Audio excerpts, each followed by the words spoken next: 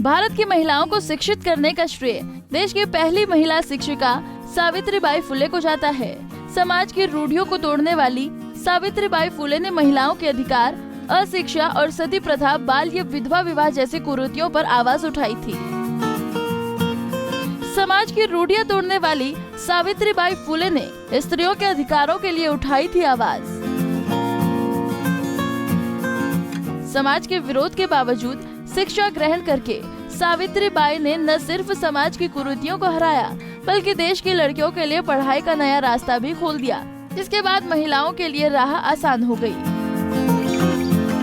महिलाओं के अधिकारों, अशिक्षा, सती प्रथा, बाल्य विधवा विवाह जैसी कुरीतियों पर आवाज उठाने वाली पहली महिला थी सावित्रीबाई फुले। सावित्रीबाई का जन्म 3 जनवरी 1831 को महाराष्ट्र के सतारा जिले के न्याय बाग में हुआ था। उनके पिता का मानना था कि शिक्षा का हक केवल उच्च जाति के पुरुषों को ही है। दलित और महिलाओं को शिक्षा ग्रहण करना पाप है। इसी सोच को बदलने के लिए ही फुले ने शिक्षा ग्रहण करने का प्रण ले लिया था। 9 साल की छोटी उम्र में पुणे के रहने वाले ज्योतिबा फुले के साथ उनकी शादी कर दी गई। भारत की पहली शिक्षिका सावित्रीबाई फुले ने समाज के विरोध के बाद भी ग्रहण की शिक्षा। जब सावित्री के परिवार और ससुराल वाले उनकी शिक्षा के खिलाफ हो गए, तब उनके पति ज्योतिराव ने उनका साथ दिया था। जब वे अपने पति को खेतों में खाना देने जाती थी, तब ज्योतिराव उन्हें पढ़ना सिखाते थे।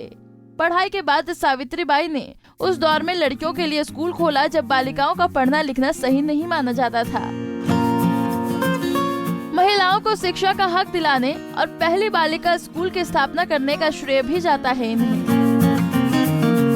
साल 1848 में महाराष्ट्र के पुणे में देश के सबसे पहले बालिका स्कूल की स्थापना का श्रेय उन्हीं को जाता है। वो इस स्कूल के प्रिंसिपल के साथ शिक्षिका भी थी। शिक्षा के संदेश से दिया लोगों के कीचड़ और पत्थर का जवाब।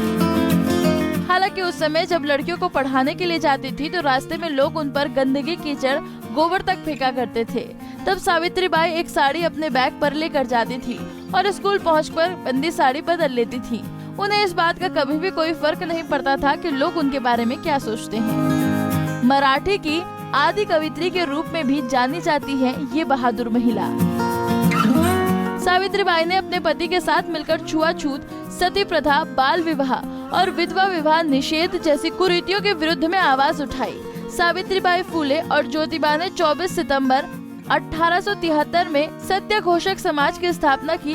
उन्होंने विधवा विवाह की परंपरा भी शुरू की और इस संस्था के द्वारा पहला विधवा पुनर्विवाह 25 दिसंबर 1873 को कराया गया।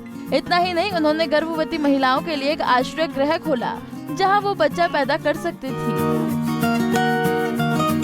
सावित्रीबाई फुले ने उन बच्चों का लालन पालन की भी व्यवस्था की।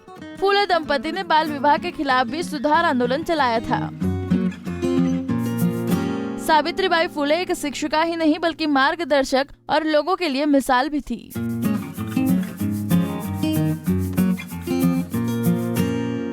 नारी से जुड़ी मोर अपडेट्स के लिए हमारे इंस्टाग्राम को फॉलो, फेसबुक को लाइक और यूट्यूब चैनल सब्सक्राइब करना ना भूलें।